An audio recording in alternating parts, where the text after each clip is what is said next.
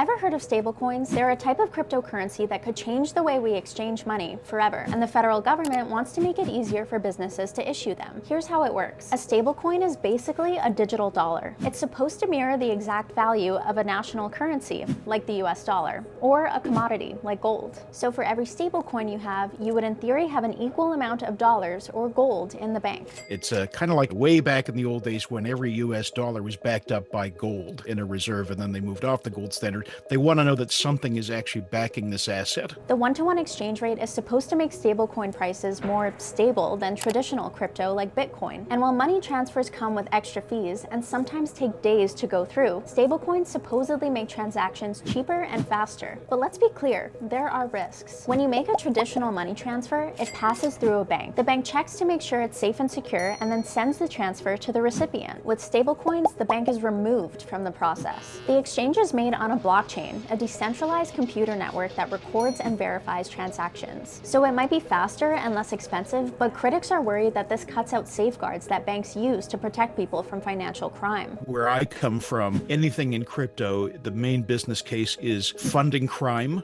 and avoiding taxes. I'm still yet to see why this is necessary or anything other than a solution in search of a problem. Some people also worry that if stablecoins lose their one-to-one value, it could lead to a crash. That's part of the reason why governments are rushing to regulate stablecoins. The US, the UK, and Japan all have regulations, and China is reportedly considering doing the same. No government wants to use some other government's infrastructure. And stablecoin advocates in Canada say they don't want us to fall behind. Most existing stablecoins are backed by the US dollar. But one company in Alberta recently raised $10 million to create a Canadian dollar-backed stablecoin. Right now, the federal government regulates stablecoins as if they're securities. So defining specific rules for stablecoins could bring the big banks on board. Canadians should care about having a Canadian stablecoin because those dollar deposits will help support our Canadian economy versus essentially outsourcing our transactional dollars to another country. What do you think? Do we need a Canadian dollar-backed stablecoin, and would you use it? Send us an email at ask@cbc.ca.